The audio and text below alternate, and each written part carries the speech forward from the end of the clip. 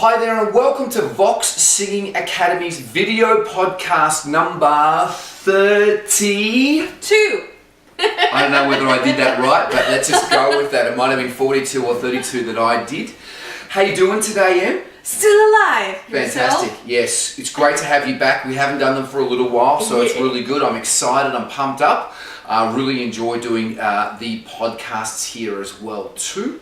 And if you like these podcasts, please subscribe and you get a little bing bing bing notification every time that we release a video podcast. And please keep your questions coming. We'll be sure to answer all of your questions as well too, so you can get us here on YouTube or Facebook or Instagram. We'll be sure to get back to all of your questions.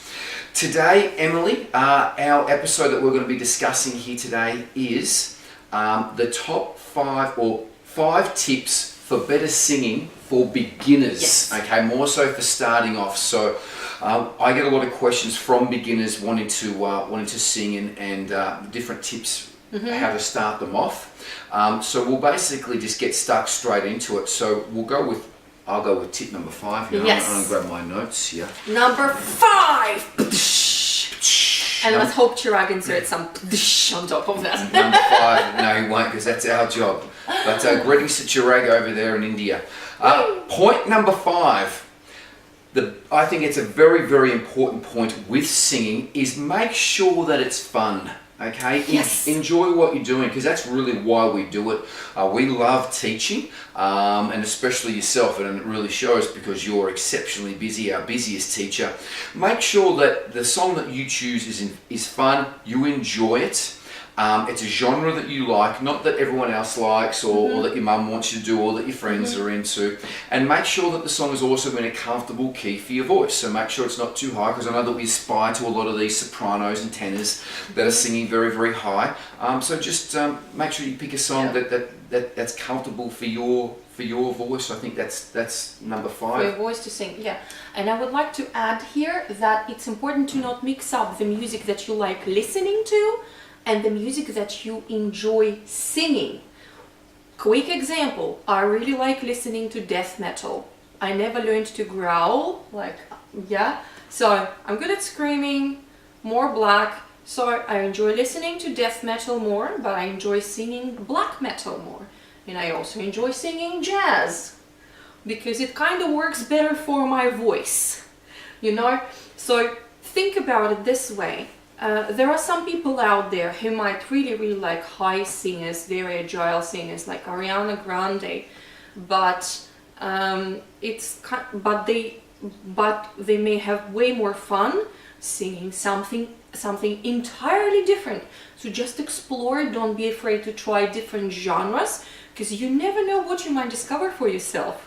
Exactly, yes. Just make sure that you like what you're doing. Yeah. I had something very similar with one of my students as well too, was into Ariana Grande, but also into Billie Eilish and Lana Del Rey. So she was a beginner singer starting off, so we started off with some Lana Del Rey, and I think the next song that we did was actually a Christina Aguilera song, an easier Christina Aguilera song. I think it was Genie in a Bottle. So just enjoy what you're doing. That is one of the big points about the number 1 point about singing, because it makes you feel good, even if you're not wanting to take your voice to a professional level or to go and perform in front of anyone. Just enjoy the songs that you're singing and use your voice to the best of its ability. Anything that you want to add to point 5 there, Emily? Be realistic, especially if you are a beginner. Be realistic. Probably picking up a giant ballad like Whitney Houston or Sam Smith, like something that is super famous and has super big long notes that you will just be struggling through. So be realistic with your expectations. If you are a beginner, pick songs that you already can sing and get better at other things like pitching, like getting and learning to learn songs is a skill in and of itself. So it's incredibly important to pick something that you are not struggling through. If you are struggling through the song, that's not the song you will enjoy singing anytime soon. Leave it for half a year, keep listening to it, keep learning it kind of in your head, and come back to it once you've had your practice with other easier songs. Just a tip with that, and we're just going to plug some podcasts that we're doing in the future. We're actually going to do a podcast which is easier male songs and also easier female songs. So guys, look out for that in the next coming months, because we're going to be giving you our tips on easier songs to start with, especially for beginner male voices and beginner female voices. So that's going to be coming out very shortly, so look out for that one there. Anything else, Em? I think that's it. Yeah. Excellent. Enjoy yourself singing. If you're struggling, pick a different song. Yes, it is point number 5, but though it is one of the most important points. Make sure you enjoy what you're doing. Tip number 4 is work ethic. Okay, so work ethic, I know we were discussing this before we did this podcast. I was saying, oh, should we put it in? I was saying, no, we shouldn't. And then you said, yes, we should, because work ethic is very important. I know that our point number 2 here is about practicing scales and doing your songs. Don't rush ahead. But let's not rush ahead, because work ethic, you said, okay, we need to bring up work ethic, because it's about critiquing yourself, choosing the right songs, getting feedback, self-critiquing your song, self-critiquing yourself, recording yourself doing scales and singing. So you brought up a couple of very important points regarding work ethic. Is there anything else that you want to say regarding work ethic? Because it's pretty self-explanatory. You just really want to put the work in, make sure it's fun. You don't have to overdo it if you're a beginner, but you know, the better that you want to become at any skill, the more work that you put in, the better that you'll be at it, and the more enjoyment you'll probably get out of it as well too. I find that with other hobbies that I have in my life as well too. The more that I practice, the better that I get at it, and I get more enjoyment out of that, because I'm better at that particular skill. With work ethics, I can summarize it quoting my great-grandmother. I can quote her endlessly, but she once said, do you want to quote it in Russian? Earn your own respect. So a lot of people say, love yourself, respect yourself. Work ethics about earning your own respect. If you're sitting the whole day on your bum watching Netflix and you're expecting to become a great singer from this, not gonna happen. Work ethics, earn your own respect. Every time you're doing something, you're making a choice.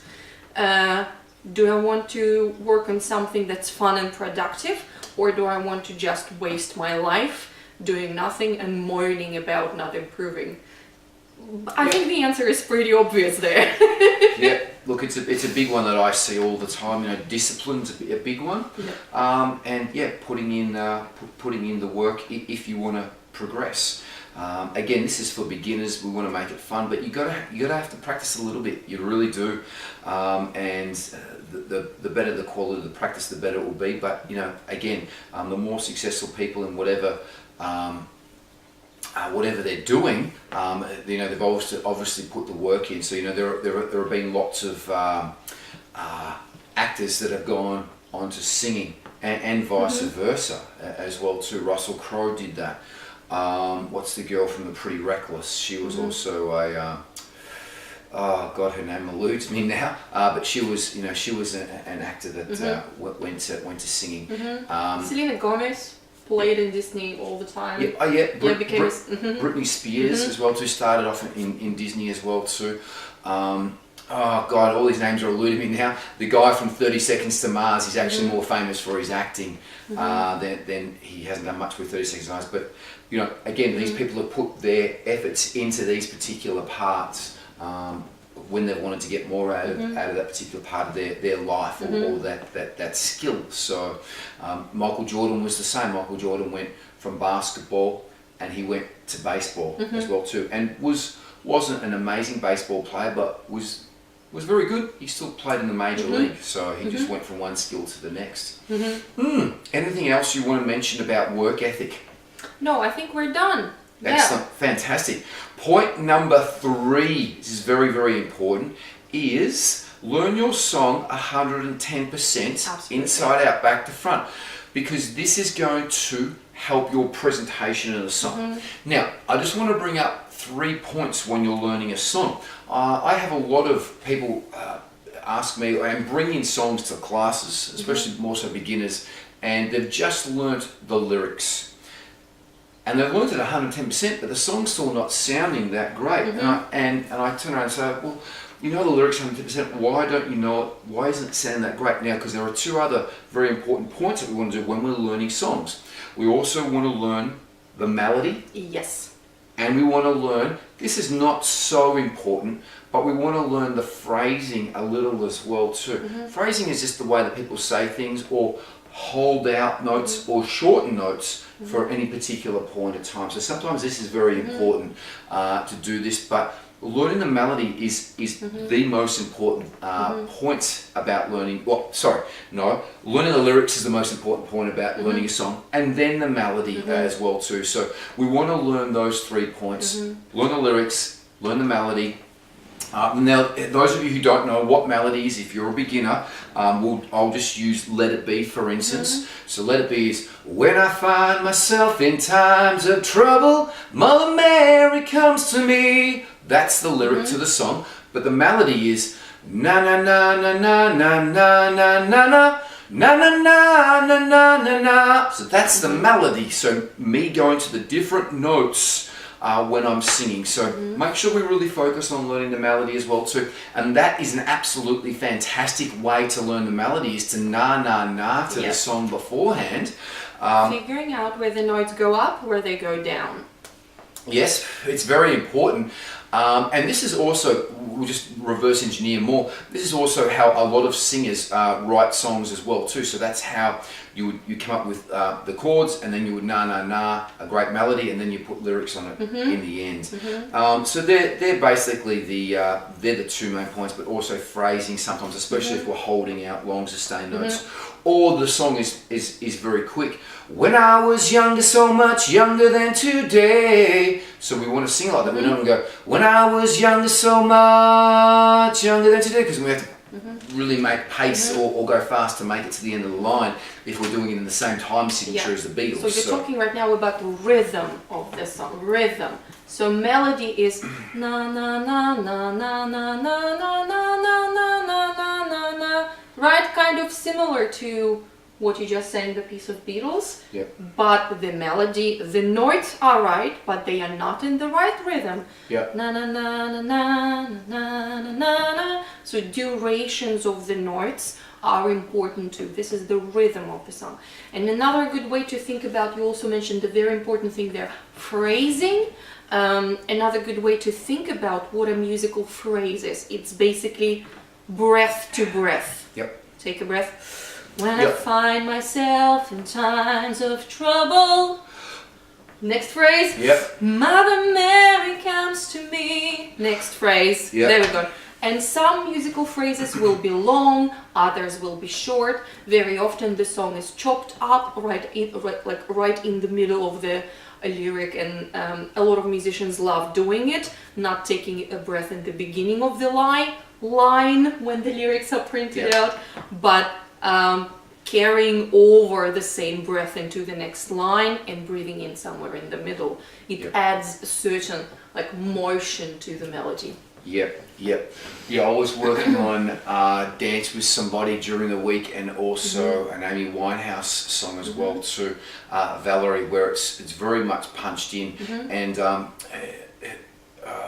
Panic at the Disco, everything's sort of punched in with him as well too. So even if you're getting recordings that are like this, because it is a recording technique, just take a breath there and get rid of the first word in the first line if that is happening. So that is an important part. Just to go back a little bit about timing as well too. Timing is very important in a song.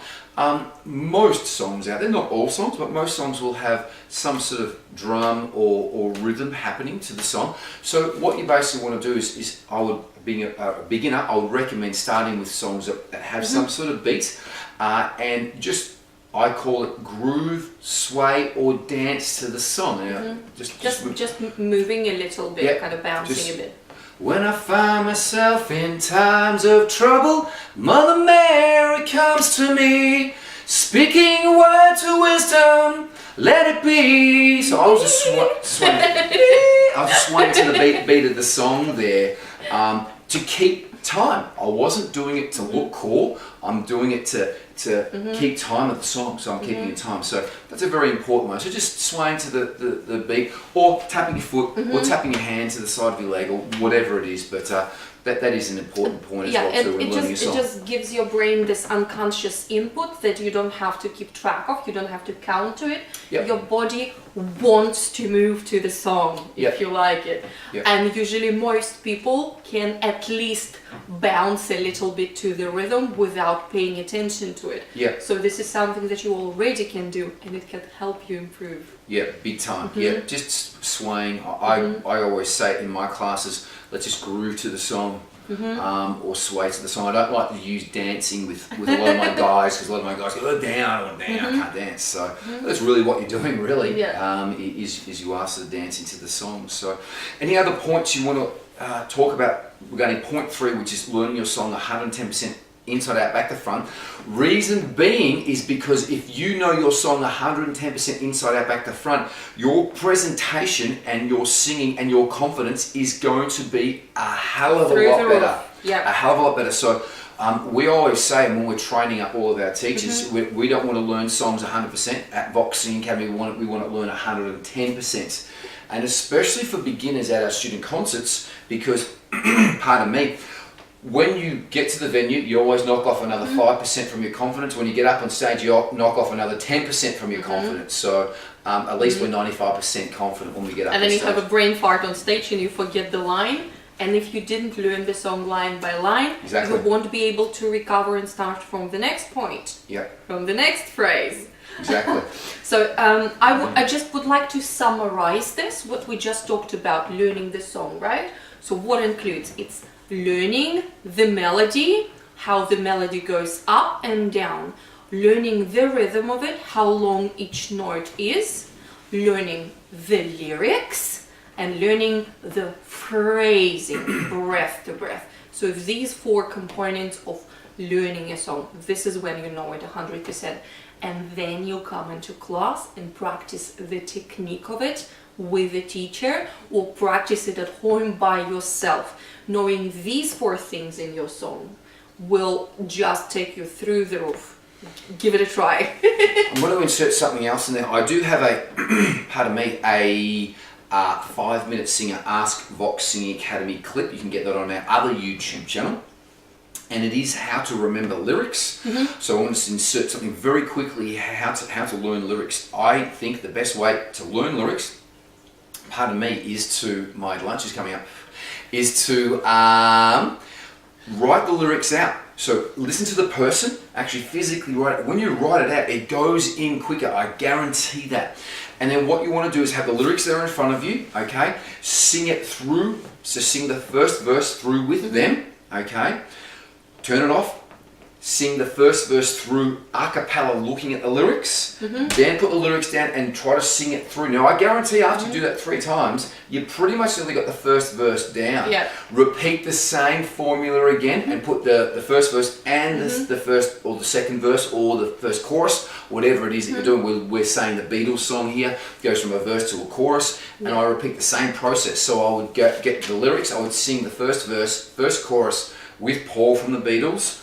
Then I would turn it off, I would sing the first verse, first chorus a cappella by myself. Then I'd put it down and I'd try to sing it a cappella by myself. And then I go back and repeat that and try to do it again with the next verse if you can. Generally I'll maybe sort of stay there for the day, I might repeat that a couple of times that day and then learn the second verse the next day. Memory retention happens within 24 hours, guys. You've got to practice, and even it doesn't matter, if you're going to university and you're studying for an exam, you've got to study every day for it, because if you miss a day, you study every second day, memory retention doesn't work as well. It's a proven fact. You can Google it. Okay, we think that we really covered learning songs inside out, back to front, which is an important part. Anything else you'd like to add, Em? No, I think that's it. And especially if you are taking a singing lessons with someone, just having this level of preparation, which applies to work ethics as well, right? Having this level of preparation coming into class will earn you so many bonus points with your teacher. They will be super impressed and you will get way more things done that apply specifically to singing better what you have learned at home.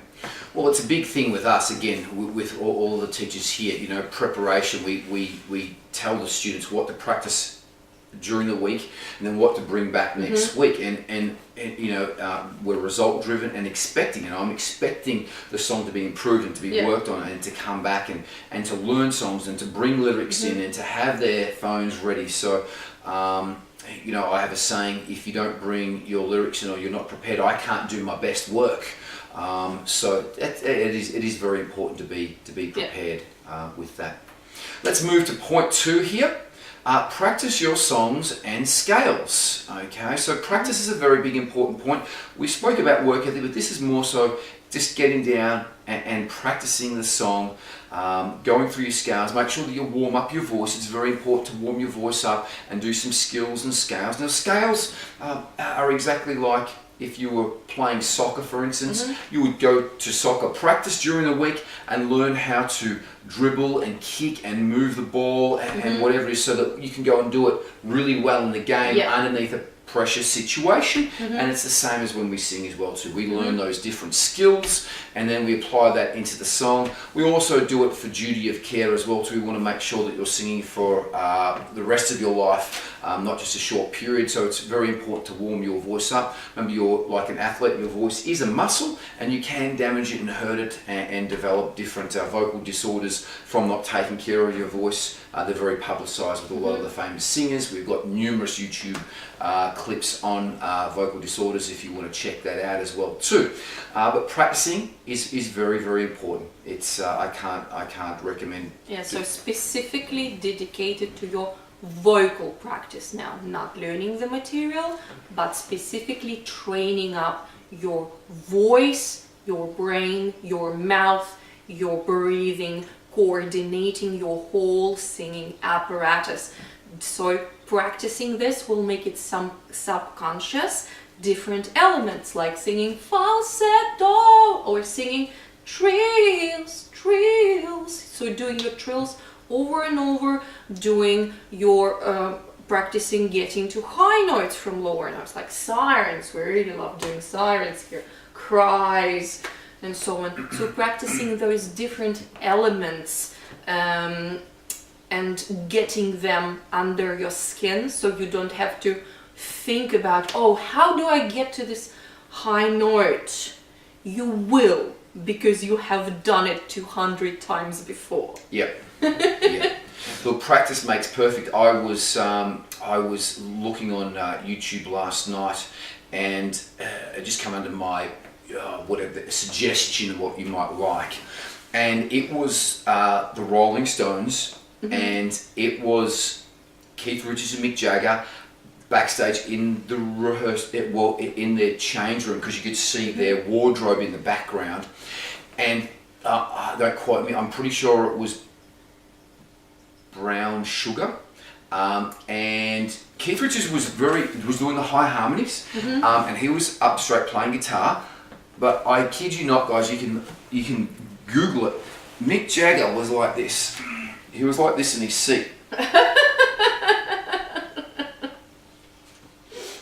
That's how he was. I met a little barroom queen in Memphis. You know what? He sounded good. Because he had been doing it for the last 40 years or whatever it is. It was inside back to front. He could probably have done it standing on his head. He had just done it so many times. And I always when I first seen the clip, I was perplexed. I said, I need to watch. So I actually blew it up big. And he was really just slouched like this. I'm going, that's not really conducive for great singing. But he just went, I met a gentle barroom queen in Memphis. I had to take her upstairs for a ride. And he just nailed the crap out of it. Like he had sung it a million times, and he probably had. Yeah. And that's really where it is. Practice makes perfect. And especially, you want to make sure that if you're going to be performing up on stage, that you know the song 110%, so you nearly do it subconsciously. Okay, that's a really important thing, that it's just it just happens. It just leads from one line to the next. And I'm not quite sure whether you've had this, but I've had this numerous times when I've been learning songs and I just needed the first word of the second verse to trip me. Yeah. And then the whole second verse just goes. So it's very much like that. We just want it to be subconscious. I remember just finishing a first call. I was recording a song for a friend this week, and I just remember I was in the first chorus, and I'm going, I just finished the last line of the first chorus, and going, oh my God, what's the first line? And then it came to me, and then bang, and then it was all flowed. I didn't even need to think about what the rest of the lyrics were for the second verse. It just all flowed. So practice is very, very important. And a really great thing about YouTube now is that you can go and see, you can YouTube your favorite artists in rehearsals now, rehearsing acoustically, whatever it is. I was watching some Ed Sheeran, Rolling Stones, some different people doing that. Sometimes they've even got recordings of their full rehearsals as well too. One of the most amazing rehearsals that I can probably recommend anyone watching, and it's available on YouTube now. It was only exclusively available on the 20th anniversary edition of Queen Live in Wembley, where they're rehearsing live up on stage. With the big stage in Wembley running through everything that they do, and Freddie Mercury was going through his moves. He was doing the things like this. He was doing his running. He was talking to the crowd. It's an absolute. It's actually giving me goosebumps. Confirmed. Goosebumps confirmed. Amazing rehearsal from Freddie Mercury. Amazing footage. And back then we didn't have YouTube 25 years ago, whenever that was. So I remember watching that, getting the 20th anniversary edition with the rehearsal, and it was like, wow. Yeah. Freddie's doing it flat out, doing everything that he's doing, and it was amazing. So so practice. Practice makes perfect. Practice, don't just sing the whole song throughout. Practice your scales, practice your exercises, practice different elements of the song. Just singing the piece start to finish will not give you as much improvement as zoning in on the things that need improvement and working on them specifically. Once you think you've really got the song down, grab a microphone, a brush, whatever it is, and pretend you're up on stage. Pretend you're walking up on stage and there's people in front of you, and pretend that they're doing it, and then take it to your friends, family, karaoke, wherever it is. So go out and perform live as well too, and have fun doing it. Anything else you want to add to that, Em? No, I think we covered this. Yeah. Practice. Fantastic.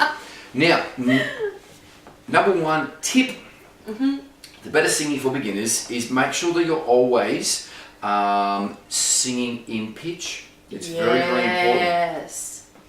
Very important. Now, pitch, it's the number one cardinal rule in singing, because even if you haven't had singing lessons, and you know, my dad, my mum and dad will watch these reality TV shows, and you know, if someone's singing a wrong note, they'll go, oh, and they haven't had singing lessons, but they know it's wrong or off. So even the untrained will know if something's wrong with singing. Maybe not with drumming, you can miss a beat drumming or play a wrong chord and people will go, oh, it sounds a bit jazzy. But with singing it stands out. So singing in pitch is the number one rule. And again, all we're basically doing is we're reverse engineering what we're doing. Practicing, learning the song 110% inside out, back to front, getting the melody down is going to greatly help you out. Recording yourself, and you can hear yourself singing not that great or off, and you can see you might be singing low or sharp. Most people, if they're not singing correctly, will be what we call flat or singing under. That's most of them. It's rare that people are going to sing sharp, but generally under the note, meaning you've got to sing a little bit higher. Record yourself, critique yourself, get professional advice if it's not improving. A great teacher is basically going to be able to diagnose this straight away as well too, and pick it up straight away like we do. It's our number one point that we work on is the pitch. So that's very, very important is to work on pitch. And you know, there are numerous videos of singers, not famous singers, not singing in pitch. You can Google those and hear some people that aren't singing in pitch as well too. I know that there's this thing where a lot of other singing teachers, they listen to people singing live and they give them their opinion about what they're doing. So sometimes they do things that aren't sounding that great. But is there anything else that you want to add into regarding singing? Yes, I would like to add to this. So pitch is definitely the first thing you want to focus on, because very often the beginner singer would come into class and say, but what about all of those effects like pitch correction and vocoders and stuff? And I'm just gonna give you this quick tip. Go right now, just after we're done with the video, just look up a video of T-Pain Tiny Desk live.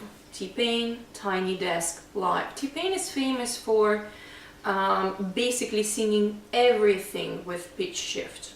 He sings everything with pitch shift. Or it's also called auto-tune as well too, which gives you that... Yes, that slightly computerized sound. Yep. Yeah, so he likes this as just an effect of his voice. This is his creative choice. In this video, you will see him singing without it. He's bloody amazing. People don't believe me when I tell them that T-Pain can actually sing. Go and watch, it will blow your mind. The dude is pretty much 100% on pitch all the time.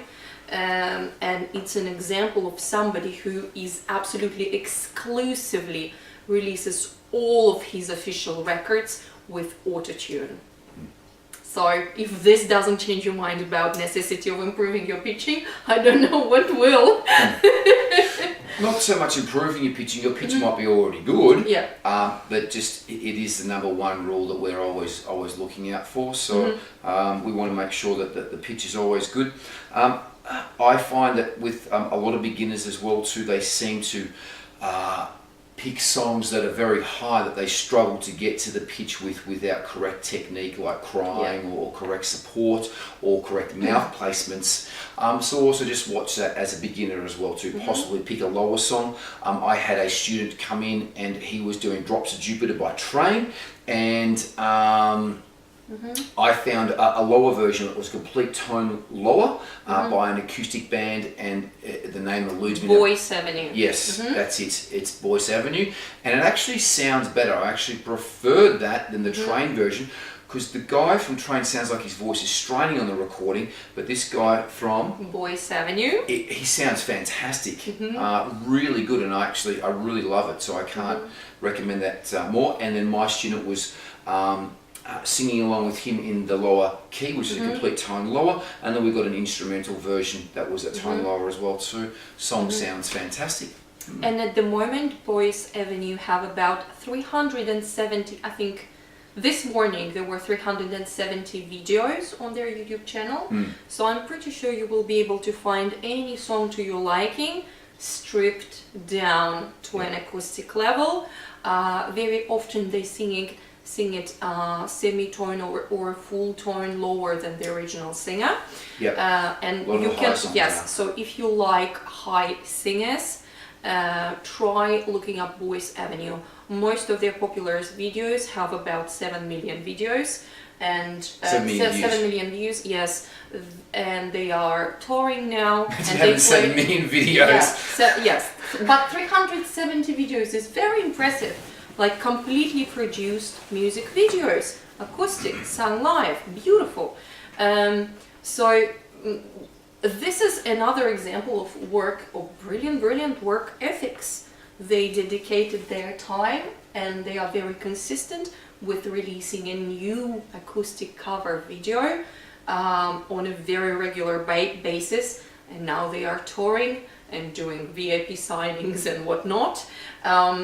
So if you want to just sing covers, if you just want to start your own YouTube channel, and you don't want to write your original music much, but you just want to sing other songs, go all the way back to the very beginning of Voice Avenue and maybe look up some of their interviews where they talk about how all of this came about. Yeah.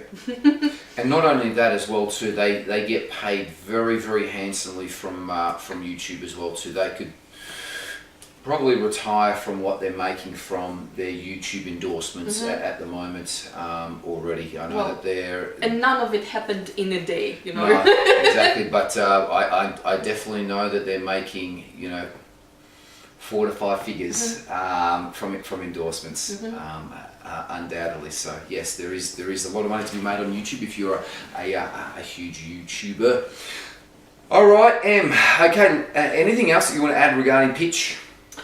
No, I think we should just go and summarize all of this. Yep. Okay. Let's start with the point 5. Point 5. Tip number 5. Make it fun. Fun. Till my daddy took the T-bird away. It's a lyric. It's a lyric from a Beach Boys song. Fun. Till the Pete, we were trying to be succinct here. We were trying to make it. Okay, let's try again. Tip number 5. Make it fun. Woo! Enjoy your singing. Make sure they're in the right. It's in a comfortable key for your voice. Tip number 4. Work ethic. Make sure that you're recording yourself, getting some feedback, self-analysis, getting the work done, basically. Tip number 3. Learn your songs inside out, back to front. It's going to greatly improve your confidence and presentation of the song when you sing it. Learn the melody and the lyrics. Are the 2 main points. Lyrics and melody first, phrasing as well too in there. Number 3. Tip number 2. Practice makes perfect. Not just songs, but also scales and skills. And the most important thing, number 1, to become a better singer, what do you need to pay attention to? Drum roll. Okay. Pitch. Singing in pitch is very, very, very important. That is the number 1 cardinal rule, because everyone's going to be basically, unfortunately, judging you from the way that you sing in pitch. Yeah. It is really, when we're listening to someone sing, we're always judging them to hear their pitch. That's pretty much it. Thank you very much for watching. We really do appreciate it. And for listening to our audio podcast listeners. Yes, thank you for listening. Hopefully you haven't fallen off the treadmill. Didn't run into a tree. All right, thanks very much, Em, for coming in. Really appreciate it. High Always five. a pleasure. And I will see you next week on video podcast number 33. Woo! Okay, signing out. Bye-bye.